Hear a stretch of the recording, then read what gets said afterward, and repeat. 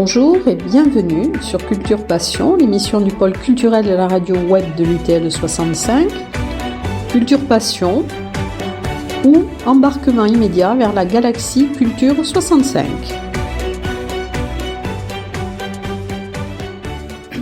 Nous allons aujourd'hui essayer de vous faire connaître la Galerie Valera et l'événement important qui s'y prépare.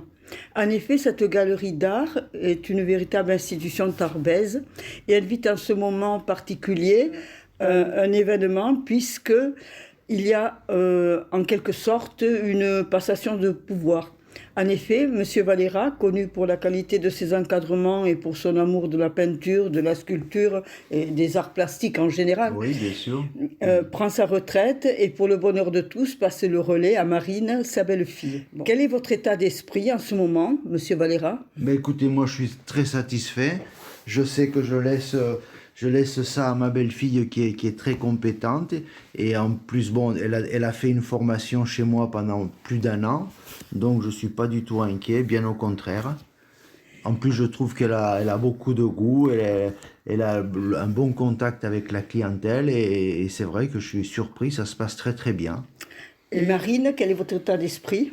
Écoutez, je suis ravie également, donc c'est une reconversion professionnelle pour moi, mais je vous avoue que j'ai découvert ce métier qui me parle énormément et voilà, donc le contact avec la clientèle est très agréable et l'exposition permanente à la galerie permet...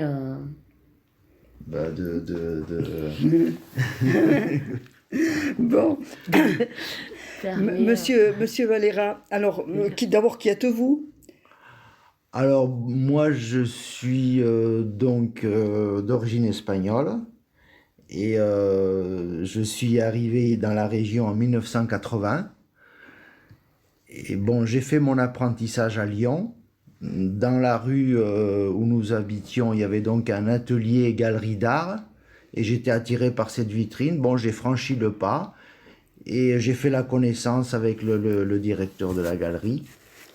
Et donc j'ai dit que j'aimais beaucoup ça. À l'époque, j'avais 17 ans. Il m'a dit, je pense peut-être former quelqu'un, je cherche quelqu'un. Et ça s'est réalisé, donc j'ai fait mon apprentissage dans cet atelier galerie où j'ai appris le métier d'encadreur. J'étais souvent en contact avec des artistes, ça m'a ouvert aux arts, ça m'a donné le goût de cette profession. Et alors, comment vous retrouvez-vous à Tarbes et comment avez-vous fondé cette galerie ? Alors, à l'époque, quelques années après, j'ai rencontré quelqu'un. J'ai rencontré une amie, qui est devenue ensuite ma compagne et qui faisait des études d'infirmière sur Lyon et qui était de la région. Qui était de la région de Tarbes. Qui était de la région de Tarbes. Et donc, moi j'avais fini mon apprentissage. Bon, j'avais 21 ans à cette époque. Et quand elle est revenue ici dans les Pyrénées, je l'ai suivie. Elle est rentrée elle toute seule. On a continué à correspondre. Et ensuite, je l'ai rejoint ici en 1980. Et vous avez eu l'idée tout de suite de fonder une galerie ? Écoutez, dans un premier temps, j'ai cherché plutôt un emploi dans une galerie, dans mon domaine. Mais je n'avais trouvé à l'époque que Monsieur Binot, mais lui ne me prenait qu'à mi-temps. Bon, ça me convenait pas. J'ai fait des petits boulots à droite à gauche et puis j'ai décidé de monter mon propre atelier. À cette époque, j'étais plutôt axé sur l'encadrement, moins sur la galerie. Voilà. Et donc j'ai ouvert un premier atelier d'encadrement à Lannemezan. Voilà, et je suis resté de 80 à 86. Ensuite, je me suis séparé de ma compagne que j'avais rencontrée. J'ai refait des petits boulots et ensuite, je me suis installé sur Tarbes. Ça, c'était en 87. En 87. Et ce lieu, vous avez investi tout de suite ce lieu? Je pense Non, pas. Ouais, non. Dans un premier temps, j'avais monté un petit atelier, une petite galerie rue Georges Lassalle. Là, je suis resté à peu près 1 an. Et ensuite, en 90, je me suis installé au Foirail. Pas exactement au local où je suis, mais juste à côté. Juste ici à côté, là. Le petit local qui est là. Et donc, là, à cette époque-là, je faisais surtout de l'encadrement. Et j'avais fait la connaissance de Monsieur Zeller, avec qui j'avais sympathisé, bien sûr. Et à la cessation d'activité de Monsieur Zeller, moi j'ai repris un peu le relais de galerie. J'étais toujours j'aimais beaucoup la peinture, le contact. Et j'ai fait un petit peu, si vous voulez, j'ai rajouté à mon activité d'encadrement une partie un petit peu art exposition. Et voilà. Bon, alors comment choisissez-vous vos exposants? Parce que c'est très éclectique, on trouve Oui, du figuratif, oui. du non figuratif dans votre galerie. Oui, bon, on s'adresse quand même, on a quand même l'œil, on prend aussi des contacts par rapport à d'autres artistes. Un artiste vous renvoie sur un autre artiste. Et bon, quand on a l'œil, on sait quand même qu'on s'adresse à des peintres qui ont quand même quelque chose à dire, qui ont quand même un style, voilà, hein, on sent de suite l'amateur et le professionnel. Maintenant, il y a beaucoup de peintres qui sont aussi dans un réseau de galeries déjà, donc on s'adresse à eux, voilà. Et alors, je sais pas, quelle est la fréquence du changement des tableaux? Est-ce que c'est variable? Est-ce que c'est défini par avance? Vous changez tous les 6 mois? Voilà, à peu près, il y a à peu près, enfin moi, en ce qui me concerne, moi je faisais 5 à 6 expositions par an, perso. Ensuite, entre ces expos, c'est le collectif, c'est les peintres de la galerie que je mets en avant. Ça veut dire qu'on a à peu près une dizaine, entre 10 et 12 peintres avec qui on travaille. Oh. Ah ouais. 10 et 12, oui. Des 10... 10-12 peintres, c'est pas beaucoup, vous savez, des galeries. Mais enfin, c'est arbre quand même. Oui, mais permanent. Donc vous on fait tourner, mais c'est pas uniquement que des peintres régionaux. Ça peut être un breton, ça peut être un peintre. C'est des rencontres. Après, ensuite, moi, à l'époque, moi, je faisais les salons, je faisais les galeries. Je peux rencontrer des artistes. Vous voyez, j'en ai rencontré quelques-uns aux rencontres de Maubourguet, là, vous voyez, aux rencontres des arts, là, j'en ai rencontré 2 ou 3. Voilà. Ensuite, on peut se tromper aussi, on peut faire des essais. Et je pense qu'il faut avoir différents styles. Une ville comme ça, il faut avoir différents styles. Pas avoir de doublons, des peintres qui ont trop le même style, le style trop semblable l'un à l'autre. Bien dissocier les uns des autres. Voilà. Et alors, quelles sont les expositions qui vous ont le plus marqué au cours de cette longue carrière? J'avais exposé Bernard Cadenne, là, qui fait une exposition en ce moment à la galerie d'Audet. Qui c'est que j'ai... évidemment Pellaret. Lui, ça a été une rencontre quand même assez importante aussi. C'est un peintre... c'est celui qu'on va exposer là. C'est un autodidacte, mais qui m'a beaucoup apporté... disons, dans la découverte de son art à lui. Hein. Et ensuite, évidemment, il y avait le local ici à l'époque qui était François Mangelatte, de Lourdes. Là, soudainement, Et alors, est-ce que vous avez une idée du public qui fréquente cette galerie? Oh, c'est tout public, hein, je pense. Hein. C'est pas simplement des acquéreurs, hein. C'est aussi des curieux, des gens qui veulent un petit peu, qui découvrent l'art, ou des collectionneurs, oui, ou même des gens comme moi, parce que quand je viens au marché, je m'arrête toujours pour voir s'il y a quelque chose à dire. Voilà. C'est une galerie qui est ouverte aux non-spécialistes, aux non... voilà, oui, c'est... Bon, Marine, comment concevez-vous, vous, votre travail de galeriste? Écoutez, moi je souhaite suivre la même trame que Monsieur Valera, c'est-à-dire essayer de garder des artistes essentiellement professionnels et garder une ouverture aussi à certains artistes qui... Qu'on peut faire découvrir. Tout à voilà. fait. Il y en a qui arrivent, voilà. Oui, alors, mais quels sont vos projets dans l'immédiat? Alors dans l'immédiat, là, on met en place donc une exposition. C'est vrai qu'on a été un peu contraint avec toute cette histoire sanitaire. Il n'y a rien eu qui a pu se faire jusqu'à présent. Mais bon, voilà, essayer d'animer la galerie par des événements durant toute l'année. Oui, mais alors, bon, parlez-nous de ce qu'il y a en ce moment. À part Pellaré, il y a d'autres artistes en particulier. Moi, j'ai été attirée par ces sculptures. Vous pouvez nous en dire deux mots? Les sculptures en fer. Ah oui, ça c'est Bernard Brunet. Bon, Bernard Brunet, c'est aussi c'est un autodidacte. C'est quelqu'un qui aimait beaucoup la soudure et qui s'est trouvé sur le tard. Il était fonctionnaire, hein, pour rien vous cacher. Et il y a une dizaine d'années, il s'est découvert cette passion pour la soudure, pour le métal. Alors c'est beaucoup de récup, c'est essentiellement de la récupération. Et avec toutes ces récupérations, il transforme tout ça en surtout des vieux outils. Voilà, il y a beaucoup de vieux outils de ferme. De ferme, voilà, hein, dans le milieu rural là. Et puis des vieilles bêches, oui, ce sont des outils qui ne sont pas transformés, parce que moi je ne m'étais pas rendu compte que l'outil était resté tel quel, et je ne m'étais pas rendu compte que la bêche est restée bêche.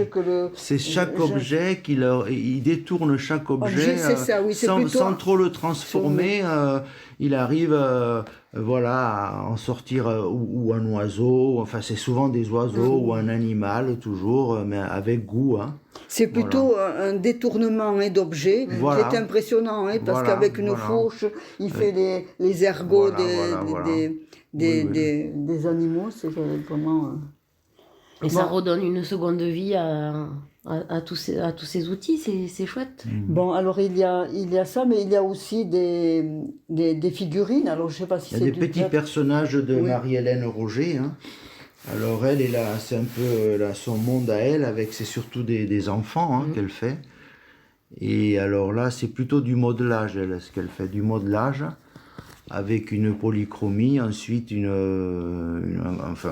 le coloris bien sûr, hein, avec goût aussi, hein. Et puis ils ont toujours un regard, une expression c'est très naïf, hein, et c'est très on le voit, on les a exposés de suite, ça il y a un intérêt, hein. Oui. Voilà. Oui, ça attire, ça donne envie de rentrer, hein, pour voir le reste. Voilà. On a quoi, 6 sculpteurs un petit peu, 6 artistes sculpteurs. Là, on a rentré 2 derniers sculpteurs, dont une dame qui travaille la dorure sur bois, avec une technique qui date du XVIIe siècle. Oui, c'est la dorure sur bois, comme faisaient les doreurs, hein, technique des doreurs. C'est doré à leur fin, tout est doré à leur fin.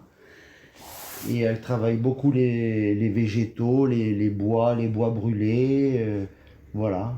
C'est quand même abstrait, abstrait, mais alors il y a des dimensions, il y a toutes dimensions, hein, différentes, oui. Voilà, ça va jusqu'à des grandes. Et quel est le nom de cette Alors c'est Isabelle Tapie. Voilà, qui est rentrée il y a peu de temps. Ensuite, un sculpteur, on va voir également, qui vient d'arriver, Gilles Borner, qui lui travaille les cerclages de barriques. Donc il récupère ça dans les fermes du 65. Pardon. Et pareil, Je pense que là, j'ai dû... Il les transforme. Là, il a eu une série où on a un magnifique jazzman, un trompettiste, une danseuse aussi, voilà, à qui l'échelle, fait avec vous. Donc on est assez content de le promouvoir. Mais parfois aussi, vous faites des événements, non? Avec de la musique, avec des musiciens. Non, moi je n'ai pas eu tellement fait, non. Peut-être à venir. Oui, oui, parce que je croyais que vous aviez des projets au cours d'expositions, de faire venir des musiciens, Oh, oui. ça a pu se faire à l'époque, mais c'était peut-être juste un guitariste comme ça. Ah oui, Quand d'accord. j'ai eu exposé des thèmes sur l'Espagne, ou voilà, oui. Je sais qu'à une époque, il y avait un jeune guitariste qui était venu, mais ça remonte déjà il y a 10 ans. Ah Oui. oui, oui, non, Ouais. parce que moi, il me semble Vous avez le souvenir, ça vous a marqué. oui, C'est oui, oui, oui, possible, oui, oui, oui. c'est vrai. Et Moi, où il y avait des tableaux un peu sur le tango, enfin Voilà, aussi, oui. sur Oui, dans le oui. flamenco, ou je sais pas quoi. Enfin, Oui, oui, oui, c'était oui. avec Pour le flamenco, oui, il y avait... avec un guitariste, oui. Oui, oui, oui. C'était je me souviens que j'avais trouvé ça très festif, enfin très, très Oui, agréable, quoi. ça fonctionne un petit peu. C'est aussi un art, hein, la musique, évidemment. On est toujours intéressé, oui. Bon, alors vous allez nous parler plus particulièrement de l'événement à venir, hein, de l'exposition. C'est une rétrospective de Pellaret, Un hommage. un hommage à Pellaret. Alors, qui est Pellaret et comment l'avez-vous connu? Alors, François Pellaret, moi, c'est Michel Zeller, hein, qui me l'a fait connaître, hein. Et je trouve que c'est quelqu'un qui était très sincère et qui peignait vraiment. Il peignait pas du tout pour plaire à un public, il peignait vraiment pour lui. Il avait besoin de Créer. il avait besoin de créer simplement pour lui, hein. Il n'était pas du tout, il collait pas au mode actuel, hein. Il était vraiment autodidacte. Il a subi des influences comme tous les artistes. C'est un peintre fauve un peu, avec une peinture presque, on va dire, qui sort du tube, quoi. Il n'y a presque pas de mélange, hein. C'est une peinture assez vive. Ça me fait penser un petit peu aux peintres, les réalistes allemands, mais c'est très fort, c'est très très fort. Et donc, bon, quand je l'ai rencontré, j'ai eu un coup de cœur. Et quand Michel Zeller a arrêté sa galerie, a cessé sa galerie, bon, moi j'ai connu François, je lui ai dit, tiens, un jour je te ferai une exposition. Et effectivement, j'ai fait 2 expositions de François Pellaret. Et là, ça va être là maintenant, puisqu'il est décédé, je regardais là, c'était en 2012.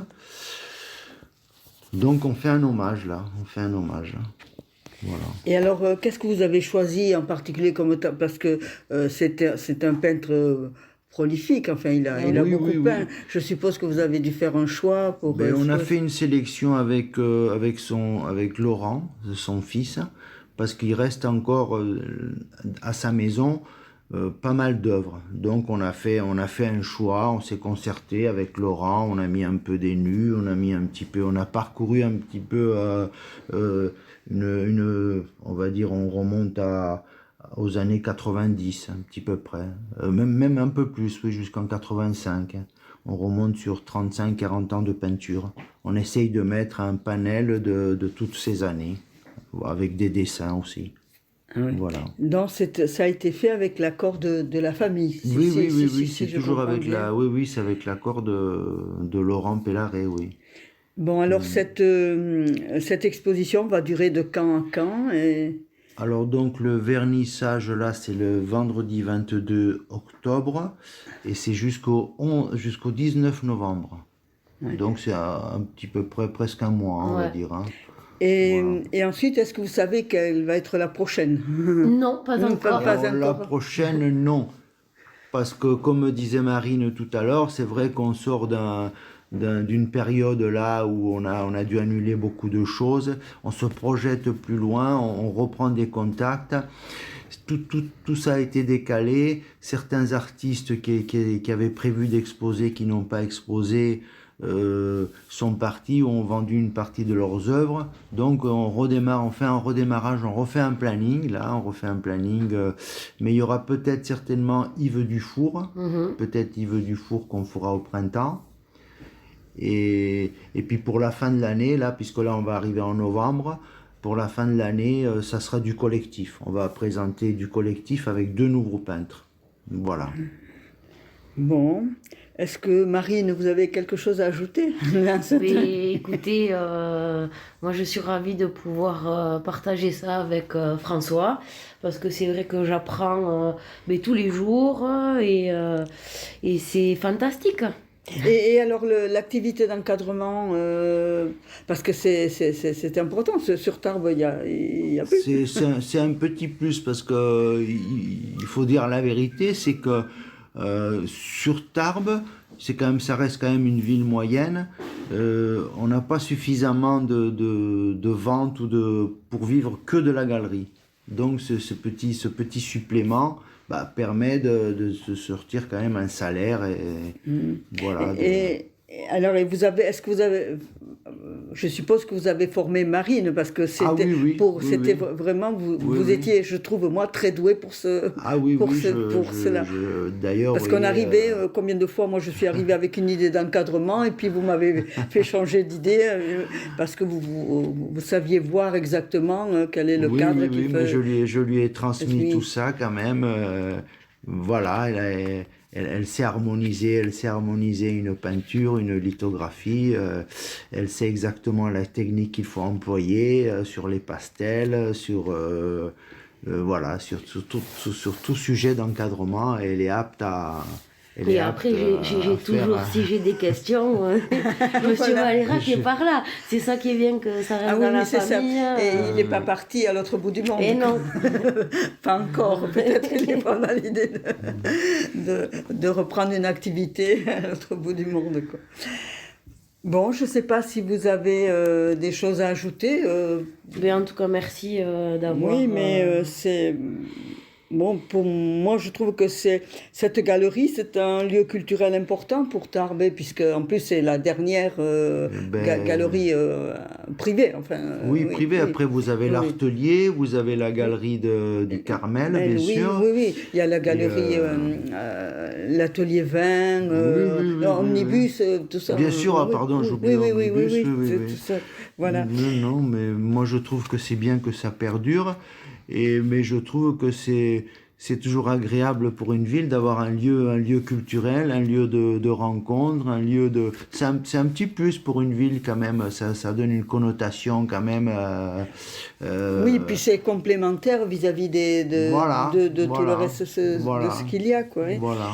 Bon, alors, moi, je vois que cette galerie est prête à continuer et sûrement à se développer. Enfin, je suppose que vous la développerez et bon, et alors, la radio web de l'université suivra attentivement les événements que vous proposerez et l'émission Culture Info les relaiera. En tout cas, je vous remercie de ce moment passé avec vous. Merci à vous. C'est très gentil à vous. Merci.